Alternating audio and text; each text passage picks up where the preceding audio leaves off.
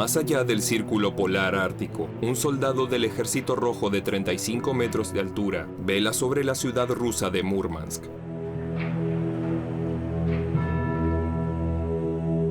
Múrmansk está situada en el noroeste del país y alberga el mayor puerto del Ártico ruso.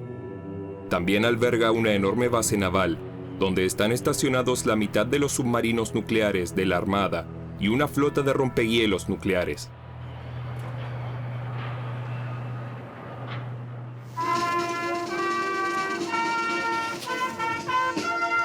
...2019... La ciudad celebra la puesta en servicio de la primera central nuclear flotante del mundo. El Akademik Lomonosov.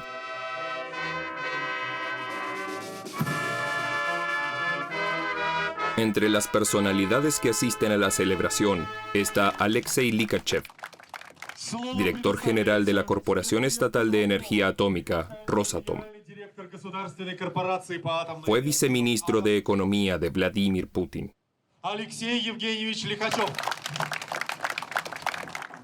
Buenos días, queridos invitados, amigos y colegas. Hoy es un gran día, la inauguración del Akademik Lomonosov, una construcción única, como el mundo nunca ha visto antes. Combina las características de una central nuclear y las de un buque. Todo en él es extraordinario, desde el suministro de energía hasta el ciclo de combustible nuclear. La central es un barco de 140 metros de eslora y 30 de ancho pintado con los colores de Rusia: blanco, azul y rojo. Solo un pequeño grupo de periodistas puede visitarla. El lugar es sensible y la visita está estrictamente supervisada. Está prohibido filmar las cámaras de vigilancia y todo lo relacionado con las zonas de seguridad. Tampoco me pueden filmar a mí. Una central nuclear flotante parece una idea descabellada y preocupa a los periodistas. Entre ellos hay un japonés. Desde la catástrofe de Fukushima en 2011, la población de su país está muy sensibilizada con la seguridad nuclear. El director de la central está dispuesto a responder a las preguntas. ¿Qué puede decirnos sobre la capacidad de resistencia de su nave? El dossier de prensa dice que el barco puede soportar tormentas con vientos de hasta 200 kilómetros por hora y olas de hasta 7 metros. ¿Es realmente así? Hemos considerado todas las catástrofes posibles, que un helicóptero se estrelle contra el barco, que el buque encalle o que se produzca una colisión. El barco siempre se mantiene a flote. Su casco tiene paredes muy gruesas. También se han tenido en cuenta temperaturas exteriores de 40 grados bajo cero. Unos minutos después, el barco zarpa. La central eléctrica flotante se construyó a instancias del Estado ruso. La dirección de Rosatom encargó el diseño de este prototipo único para suministrar electricidad a lugares de difícil acceso del Círculo Polar Ártico. El Ártico necesita desarrollarse como todas las demás regiones rusas, pero los problemas del desarrollo del Ártico son más complejos que en otros lugares. La región es única. El medio ambiente aquí es frágil y las condiciones climáticas son extremas para sus habitantes. En el Ártico se puede cambiar todo menos el clima. La central nuclear flotante emprende un viaje de 18 días. Recorrerá casi 5.000 kilómetros hasta llegar a una pequeña ciudad portuaria de solo 5.000 habitantes, Pevek, al noroeste del estrecho de Bering. La central es un símbolo del deseo de Putin de colonizar el Ártico.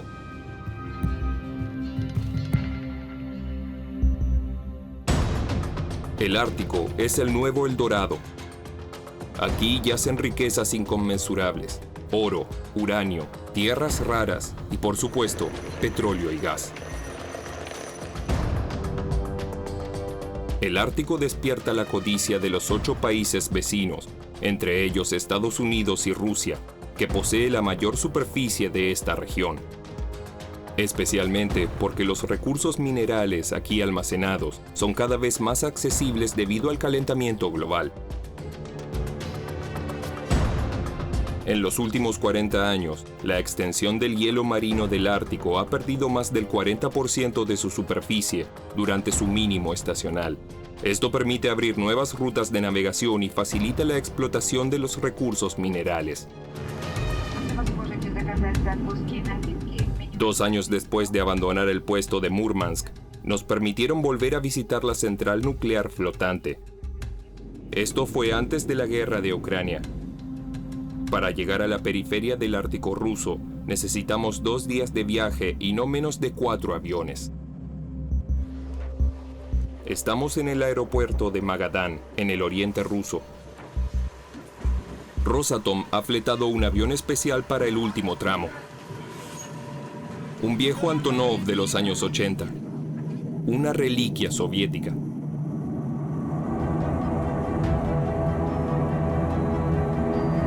Un avión de hélice capaz de aterrizar en pistas cortas y en condiciones meteorológicas extremas. A bordo van responsables de Rosatom y una docena de periodistas. Algunos occidentales, pero también rusos, ya que es la primera vez que se permite la visita de medios de comunicación.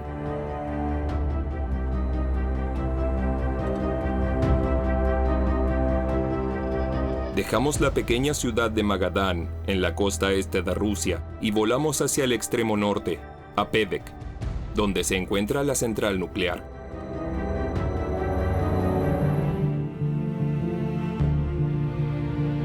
Pevek se ubica al borde del océano Ártico. La población vive en coloridos edificios de 5 plantas. Durante 3 meses al año, la ciudad se sumerge en la noche polar. Las condiciones meteorológicas son extremas. En invierno la temperatura es de 40 grados bajo cero y los vientos gélidos alcanzan los 200 kilómetros por hora.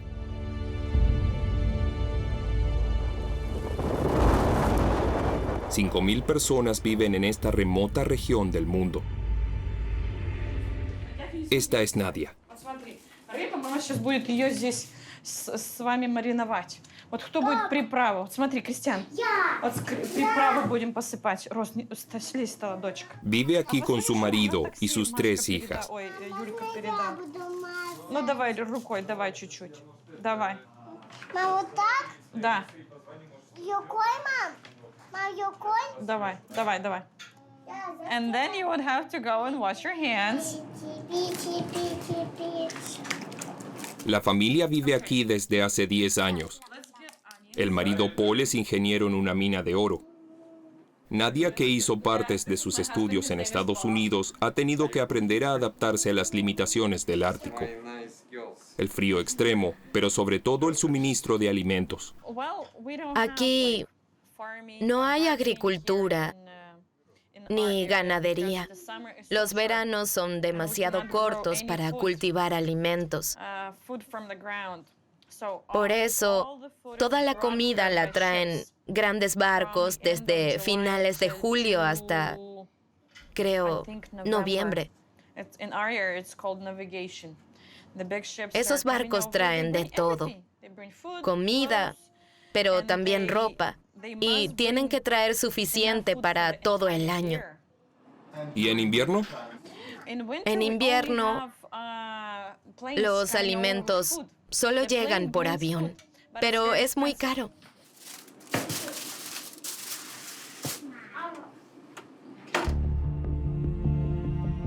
El Estado quiere animar a los rusos a instalarse en Pevek para explotar los yacimientos de oro y uranio de la región.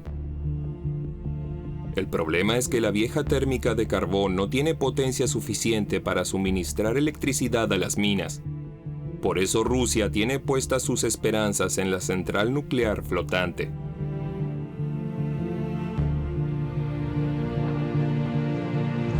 El barco está amarrado a un pontón especial. Se utilizan brazos articulados para estabilizarlo en caso de que suba el nivel del mar. El reactor se activó en diciembre de 2019. El interior está surcado por un laberinto de pasillos y tuberías.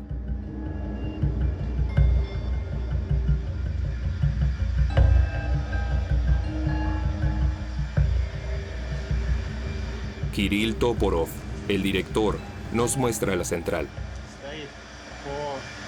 Aquí se almacena el combustible nuclear gastado. Y esta es la zona central donde se encuentra el reactor. Nos adentra en el corazón nuclear.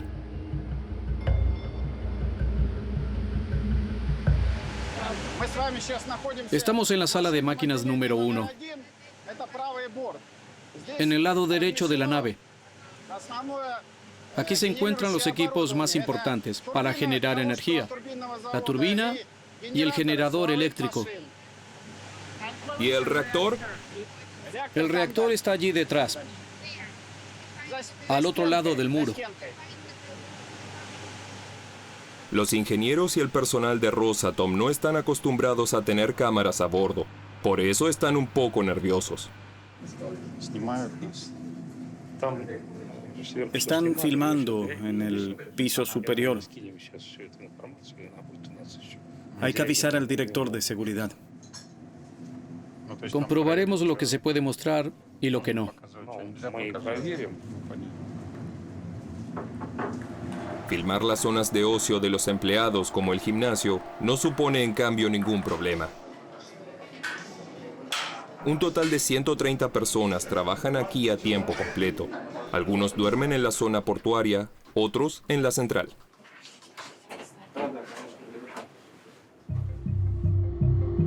Trabajan por turnos las 24 horas del día.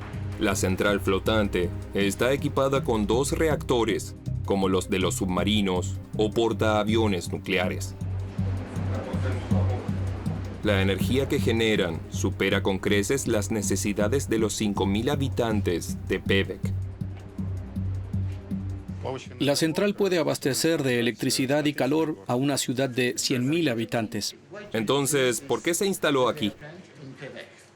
Eso está relacionado con el plan ruso de desarrollo energético. Tenemos que suministrar electricidad a las empresas mineras que ya están extrayendo recursos minerales aquí. Estas empresas crecen constantemente y son muy intensivas en energía. Son grandes consumidoras. Por eso necesitamos la central nuclear aquí. Para Rosatom, estas centrales representan un mercado de futuro. Pueden generar electricidad en las zonas más remotas del mundo. El Kremlin ha encargado la instalación de 3 centrales más en el Ártico ruso. La ciudad ha cambiado mucho en solo 2 años. Se han renovado las escuelas secundarias. Se han construido parques infantiles frente a los bloques de viviendas. Todo financiado por Rosatom. Se han hecho grandes esfuerzos para atraer a nuevos residentes e inversores. Con esta central, el Kremlin espera convertir a Pevek en el punto de partida de la conquista del extremo norte ruso. El 20% de la superficie total de Rusia se encuentra en la región ártica. Es una zona poco poblada con grandes recursos minerales. Desde hace unos 15 años, este asunto es una prioridad para Vladimir Putin. Realiza regularmente viajes a las regiones más remotas del Ártico ruso, como aquí en 2017, en una expedición a la tierra de Francisco José, las islas más septentrionales del país.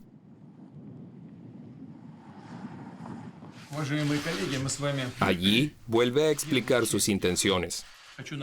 Quisiera recordarles que esta región rusa tiene una importancia considerable para reforzar la posición de Rusia en el mundo y asegurar nuestros intereses económicos. El valor total de los recursos minerales que se sospecha existen en el subsuelo de la zona ártica se estima entre 1,5 y 2 billones de dólares. 2 billones de dólares es una suma astronómica que aseguraría la prosperidad del país durante las próximas décadas. A Mika Mered, esta cifra no le parece disparatada. Es profesor en el Instituto de Estudios Políticos de París y está especializado en la geopolítica de los polos. Según él, la explotación del Ártico ruso es clave para el Kremlin. La economía rusa es una economía extractiva. Se basa en extraer cosas de la tierra y venderlas en el extranjero.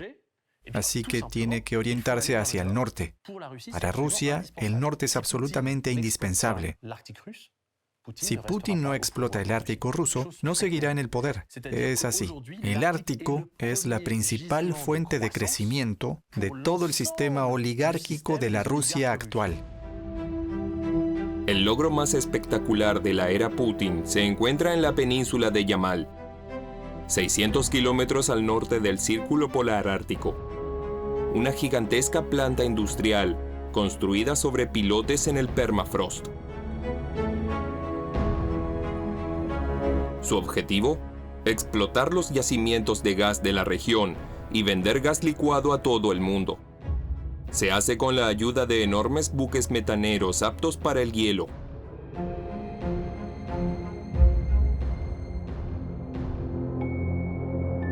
En Yamal, las temperaturas caen a 40 grados bajo cero en invierno, y durante 4 meses, la noche polar envuelve la península. Los salarios son muy buenos. El clima es duro, pero todos venimos del norte. Yo soy de Magadán, así que está bien. Estamos orgullosos. Rusia es cada vez más próspera. Se tardó 5 años en construir. En 2017, Vladimir Putin vino en persona a inaugurar la planta. Con este proyecto, demostró que Rusia puede construir enormes infraestructuras industriales en la zona polar. ¿Vio alguna aurora boreal al venir? No, solo las luces de su fábrica. Una aurora de alta tecnología. ¿Le impresionó? Sí, es magnífica. Y luego viene su mensaje al pueblo ruso. Este es quizás el mayor paso adelante en el desarrollo del Ártico ruso. Ahora podemos decir con certeza que Rusia se expandirá en el Ártico el próximo siglo. Putin debe la realización del proyecto especialmente a la empresa francesa Total. El gigante petrolero participó en la construcción de la planta y posee el 20% de las acciones. Total y sus socios se unieron para desarrollar Yamal LNG. En un video de 2016, el director general de Total, Patrick Pouyanné, celebra la inversión. Se trata de un enorme proyecto de 27.000 millones de dólares. Yamal posee una de las mayores reservas de gas del mundo, que puede abastecer tanto al mercado europeo como al asiático. El gas es la energía del futuro y gracias a este proyecto sentaremos nuevas bases para el crecimiento futuro de nuestra empresa. Queríamos preguntar sobre Yamal a los directivos de la empresa, pero desde el comienzo de la guerra en Ucrania no es posible. La compañía se niega a hablar de este delicado asunto. Lo único que se sabe es que Total no se ha retirado del proyecto.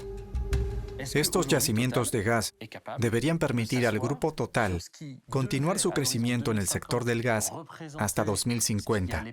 ¿Puede quedarse de brazos cruzados? La verdad es que no. Se cree que el Ártico ruso alberga el 20% de las reservas mundiales de gas. Un regalo al que Total no quiere renunciar por una razón muy sencilla.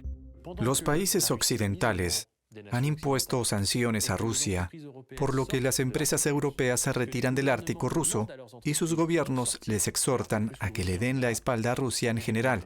Gobiernos menos escrupulosos dicen, está bien, ocuparemos su lugar. Los japoneses consideran importante tener presencia en Rusia por los recursos energéticos. Lo mismo piensan los coreanos. Otros países, incluso como India, Turquía, Arabia Saudí y muchos otros, animan a sus empresas a hacerse con los recursos que dejan franceses, italianos, belgas, neerlandeses o quien sea. Vienen a decir, el que se fue perdió su ocasión. Y ya está. En Yamal ya hay nuevos proyectos de gas en marcha. Y el Kremlin acelera la construcción de rompehielos. Gracias a la retirada del hielo, ha surgido una nueva ruta marítima.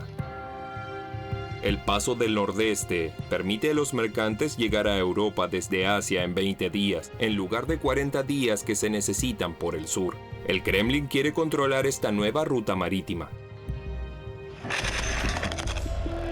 Para ello, Putin ha comenzado a remilitarizar su región. En menos de 15 años se han reflotado antiguas bases militares de la Unión Soviética y se han construido 4 nuevas. Una de ellas está en la isla de Kotelny.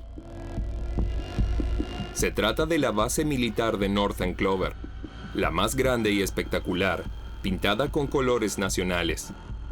Es el orgullo de la flota del norte de Rusia, que patrulla el Ártico. La base de Northern Clover es la primera base con presencia permanente de las Fuerzas Armadas rusas en el Ártico. Es completamente autosuficiente y está equipada con tecnología de punta. La base tiene capacidad para 250 soldados. El Ministerio de Defensa ha invitado a una veintena de periodistas rusos y occidentales a visitarla. El programa incluye una demostración militar y una presentación del último sistema de misiles transportado en vehículos. El sistema de misiles Bastión fue desarrollado para la destrucción de buques. Tiene un alcance de 300 kilómetros. El mensaje de esta visita es muy claro. El Kremlin quiere presentar el Ártico al mundo como su nuevo coto de caza. Mientras Rusia se presenta como la única potencia de la región, la OTAN no se queda de brazos cruzados y hace una espectacular demostración de sus capacidades. Noruega es uno de los 8 estados árticos fronterizos con Rusia.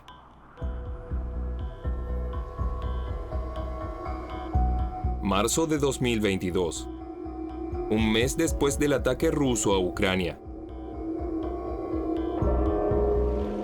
El buque de guerra francés Dixmude se encuentra en el fiordo noruego.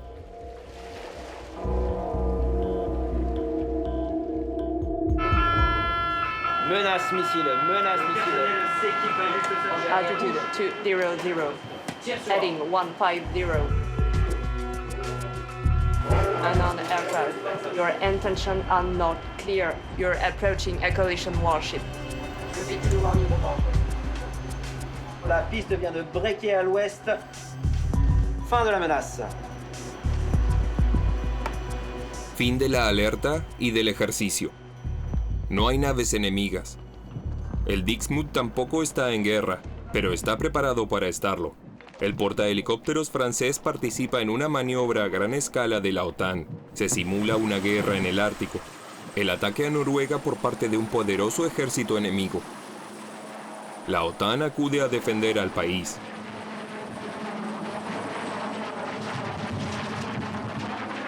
La misión se denomina Cold Response. Su objetivo, entrenar a las unidades de la OTAN para el norte del Círculo Polar Ártico. ¿Tenemos alguna indicación sobre la próxima ruta? El capitán Emmanuel Mocard es el comandante del Dixmude. Piensa que el ejercicio está más que justificado y que la Marina francesa debe estar preparada para el combate en alta mar, en el Ártico o en cualquier otro lugar del mundo. En los últimos 10 a 15 años, las relaciones entre estados se han vuelto cada vez más difíciles en lo que respecta a los mares, y la batalla naval ha vuelto a cobrar importancia. ¿De verdad? Sí. Las relaciones se han endurecido. Estamos viendo cómo países de todo el mundo rearman sus fuerzas navales. Las tensiones aumentan.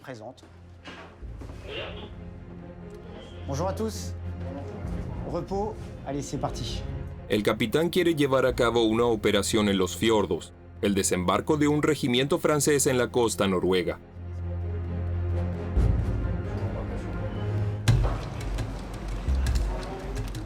A bordo del buque viajan 300 hombres del primer regimiento de infantería naval y más de 80 vehículos de combate, entre ellos 3 tanques AMX-30. El Dixmude no es solo un portahelicópteros, también cuenta con lanchas de desembarco. Incluso con los tanques a bordo, cruzan el fiordo a casi 50 kilómetros por hora.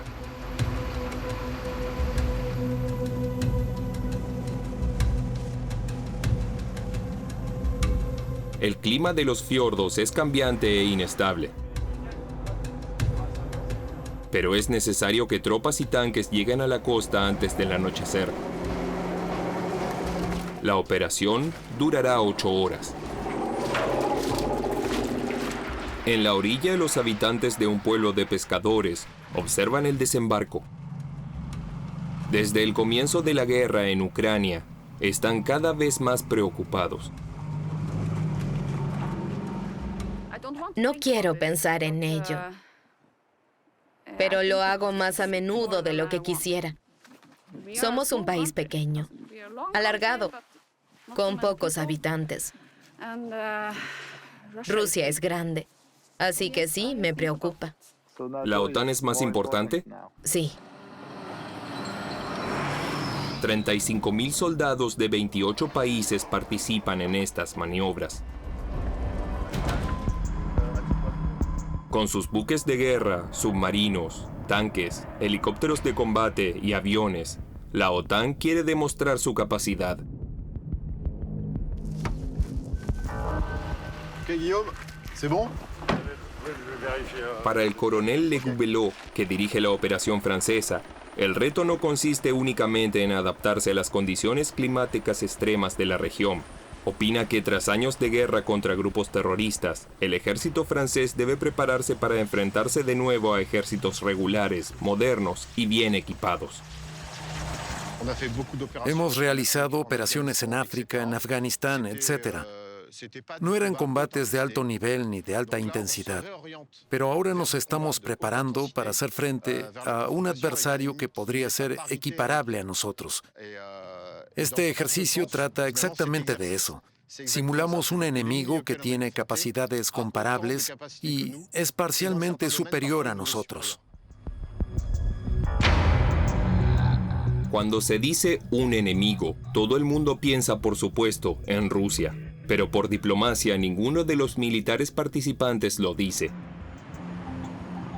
En el Ministerio de Defensa de París son más directos. Para el general Lani, vocero del Estado Mayor, el despliegue de las Fuerzas Armadas es un mensaje directo a Moscú. El Ártico es una región donde reina la competencia. Aquí todavía no hay signos de enfrentamiento ni de resistencia. De momento es un poco como una partida de ajedrez.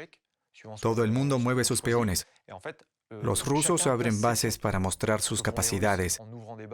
Y la OTAN, por su parte, también está mostrando de lo que es capaz. ¿Cree que Rusia ha captado el mensaje? No lo sé. Habría que preguntar a los rusos.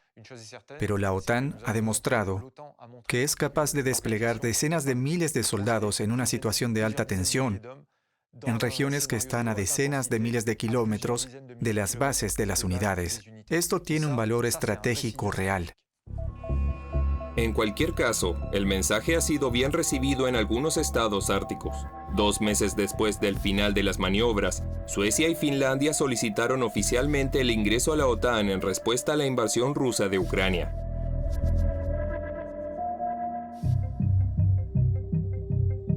Pero Rusia está presente en otros lugares del Ártico de forma menos llamativa. La OTAN ve con preocupación 2 asentamientos rusos en territorio noruego. Se trata de Barentsburg y Pyramiden, en Svalbard.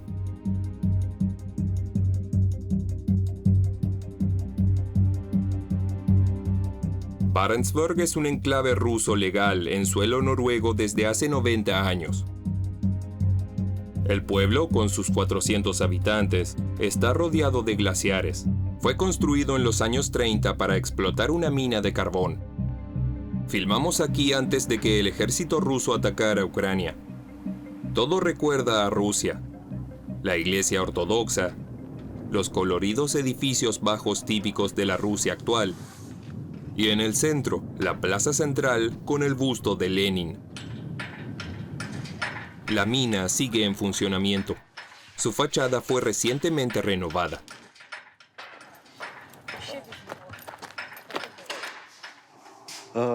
Hola, me llamo Ruslan. Soy minero. Esta es la sala de las lámparas, donde recargamos las pilas de nuestras lámparas. Ruslan es ruso. Es ingeniero jefe y trabaja desde hace 3 años en la mina de Barentsburg. ¿Le gusta a la gente este trabajo? Claro que sí. Cuando llevas unos años trabajando aquí, no te cansas de la mina. Es como los cosmonautas que sueñan con el espacio. Trabajar en una mina es peligroso. Ruslan es responsable de la seguridad. La mina es un espacio cerrado y muy grande. Por lo tanto, es especialmente peligrosa debido al metano presente. Existe peligro de explosión. Las medidas de seguridad son muy estrictas. Tenemos que filmar con una cámara especial. La mina se excavó en el permafrost y se adentra casi 500 metros en la tierra. Data de 1932, cuando se permitió a los rusos instalarse aquí gracias a un tratado de 1920 que permitía a los países extranjeros explotar los recursos minerales de Svalbard. Se puede ver carbón en polvo en los vagones. El carbón ha sido sometido a un tratamiento especial para reducirlo a polvo. Se destina a las centrales eléctricas y se suministra a los proveedores del continente.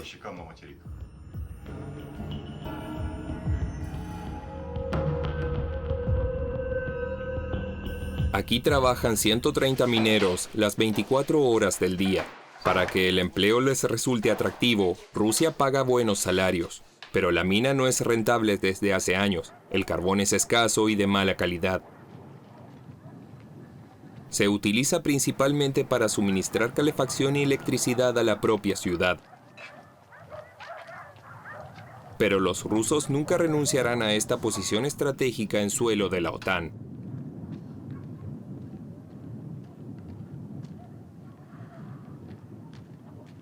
Así lo demuestra la construcción de este flamante consulado, cuyo aspecto recuerda más bien a un búnker. En su interior hay una escalera de mármol y una pequeña fuente. Aquí trabaja Sergei Gushin. Fue nombrado cónsul en 2018 y tiene unos 50 años. Normalmente, los cónsules destinados aquí estaban a punto de jubilarse. Ya eran mayores y era el último puesto de su carrera. Pero usted es aún joven. Era mi deseo venir aquí. Según el Tratado de Svalbard de 1920, los rusos solo tienen derecho a mantener el asentamiento si desarrollan actividad económica. Por eso el cónsul tuvo la brillante idea de fomentar el turismo de la región. La minería del carbón es cada año menos rentable. Desde 2015 se obtienen más beneficios del turismo que del carbón. El turismo crece, el negocio del carbón disminuye. Sin embargo, necesitamos la minería porque es la base de nuestra presencia aquí. Para atraer turistas a esta remota parte del mundo, los rusos ofrecen un paisaje espectacular e impresionante. Otro asentamiento ruso en Svalbard, situado a solo 3 horas y media en barco de Barentsburg. Cada semana, durante la temporada de verano, un barco conduce a un grupo de turistas a un inolvidable viaje al pasado. A la izquierda se ven los restos de un pabellón de caza. Las cabañas datan de distintas épocas. A bordo va Tobias, un guía alemán que lleva 10 años trabajando en Svalbard. Muestra a los turistas los edificios de la costa que construyeron los pioneros rusos. Llevan más de un siglo en las islas. Tobias tiene su propia teoría sobre por qué los rusos hacen todo lo posible por quedarse. Cuando los glaciares se derritan, se podrán encontrar más cosas. Más carbón, minerales, tal vez oro o petróleo, no lo sé. Tal vez haya una razón por la que quieren permanecer aquí a toda costa. Una vez que dejas un lugar para siempre, es difícil volver. El barco llega a su destino. Un puerto abandonado plagado de grúas oxidadas y ruinas industriales.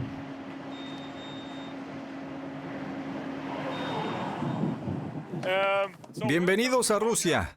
No, es broma. Bienvenidos a Pyramiden. A partir de ahora, él es su guía turístico. Yo seguiré al grupo. Es muy importante que permanezcamos juntos como un grupo porque podría haber osos polares. Por eso él tiene un rifle y yo una pistola de bengalas. Así que no se separen. El hombre armado de chaqueta roja es un guía turístico ruso. Nos mostrará los alrededores. Rodeados de glaciares, los turistas exploran una fascinante reliquia de la época soviética. Pyramiden. Una antigua mina de carbón abandonada en 1998 y que hoy es un pueblo fantasma.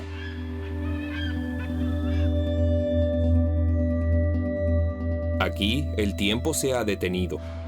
En el pasado llegaron a vivir en este inhóspito paraje hasta 1000 personas. Hoy, una empresa rusa gestiona el yacimiento que se ha convertido en una atracción turística.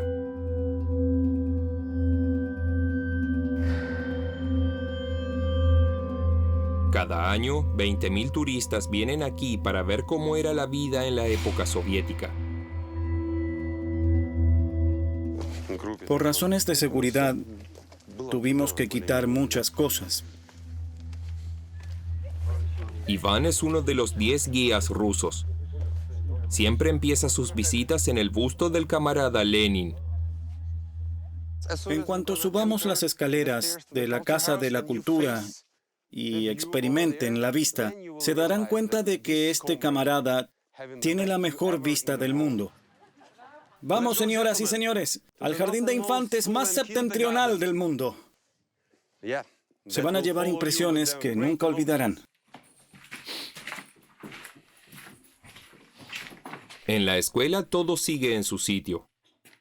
Los habitantes de Pyramiden abandonaron el pueblo en 1998 solo con sus pertenencias personales, dejando atrás todo el mobiliario. Muchos pensaron que el cierre de la mina sería temporal. La residencia sigue intacta y sobre el escritorio hay libros escolares de aquella época. Aquí tenemos educación física, matemáticas y literatura rusa.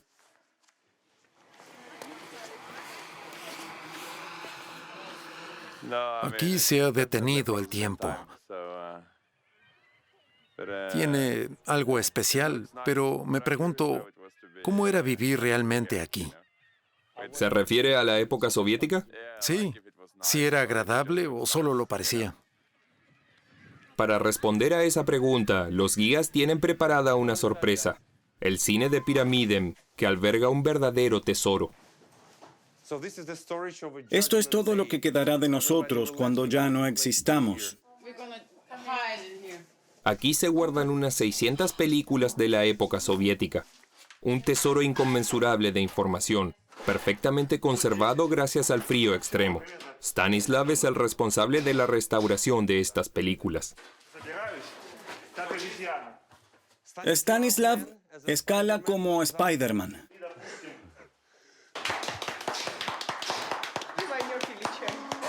Incluso habilitó la sala de proyección para mostrar a los turistas sus descubrimientos.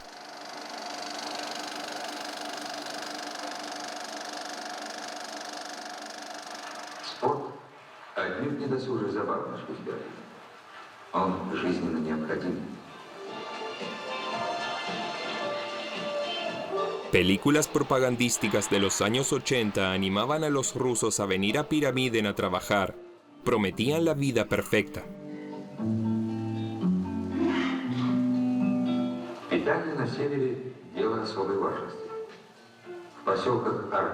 También la escuela y la atención médica eran gratuitas. Y lo que es más importante, los mineros podían ganar hasta 7 veces más que en el continente.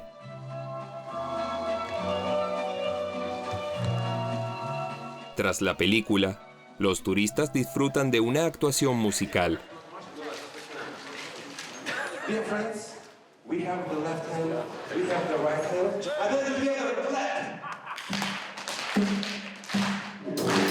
Hoy se ofrece música rock. Rusa, por supuesto.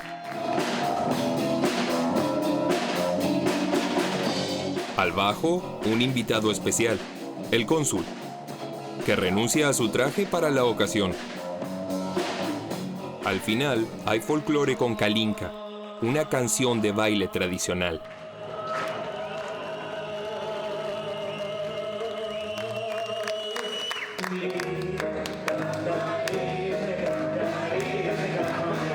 Pero todo eso era antes de la guerra en Ucrania. Hoy en día apenas hay turistas, ya que los barcos noruegos ya no llegan a este destino. Pero los rusos no se echan atrás y parecen más decididos que nunca a mantener este puesto avanzado en suelo occidental.